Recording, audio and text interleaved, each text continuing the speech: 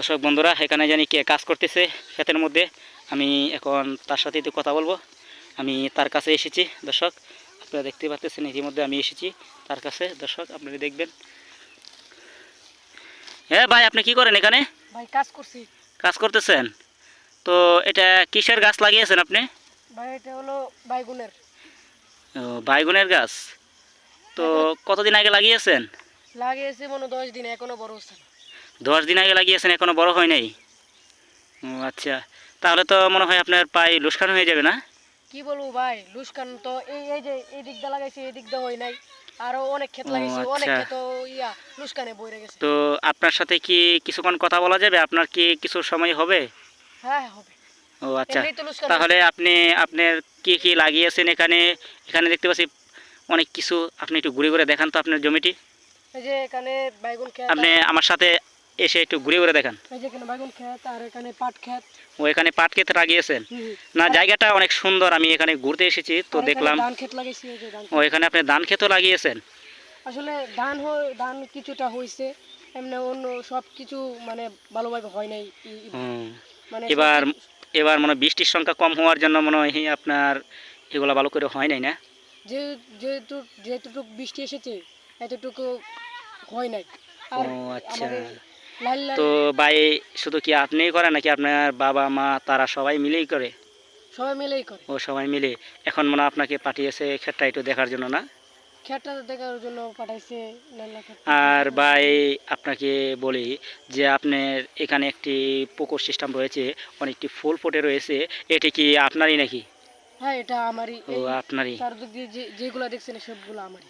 তাহলে তো মোটামুটি আপনি অনেক বড় লোকই বলা যায় আর কি।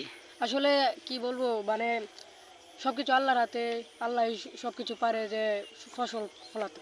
হুম, আমরা তো কিছু পারবো হ্যাঁ না। হ্যাঁ, মানে আপনি ভাই। ধান কিছুটা হয়েছে, মানে পাটটা অনেক দিন ধরে ছোট ছোট আছে আর বড় হচ্ছে না।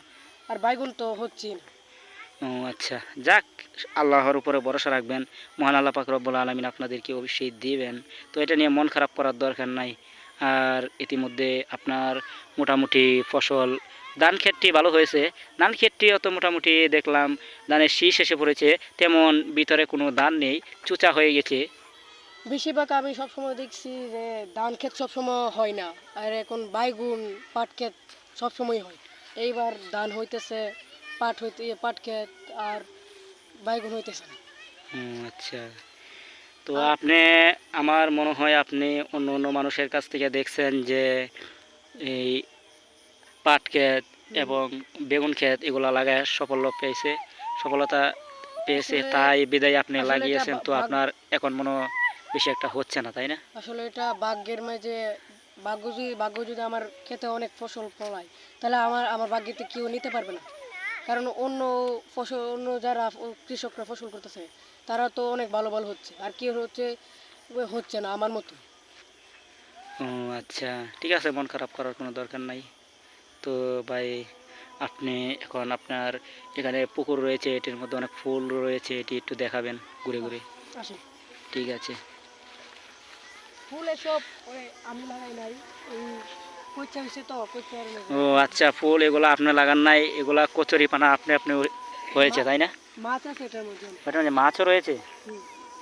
ও আচ্ছা, ঠিক আছে, আমি আপনার এগুলা দেখি। দর্শক বন্ধুরা, আপনারা দেখতে পারতেছেন এই কৃষক ভাইটি আবার এখানে কচুরিপানা হয়েছে, মাছও লাগিয়েছে, মাছও হয়েছে। দর্শক বন্ধুরা, আপনারা দেখতে পারতেছেন। ভাই আপনার আচ্ছা, ঠিক বাড়িটা আছে কোথায়? ভাই। আমার বাড়ি হুম। আমার বাড়ি ভাই ওই পাশের গ্রামে। আমি ভাই এটা এখানে কি ঘুরতে আপনি এসেছি। ইউটিউবে ছাড়বেন? হ্যাঁ ভাই, এটা ইউটিউবে ছাড়বো। তা আপনার চ্যানেলের নামটা কি? আমার চ্যানেলের নাম এটিসি টিভি সালুয়া। আপনারা সবাই ভাইয়ের চ্যানেলটা সাবস্ক্রাইব করে দিবেন, আর ভালো লাগলে ভিডিওটা লাইক করে দিবেন। আচ্ছা, ঠিক আছে ভাই, এখন আজান দিয়ে দিচ্ছে, মাগরিবের আজান, তো এখন চলে যাব বাড়িতে। ভালো থাকবেন সবাই, আপনিও ভালো থাকেন, হ্যাঁ।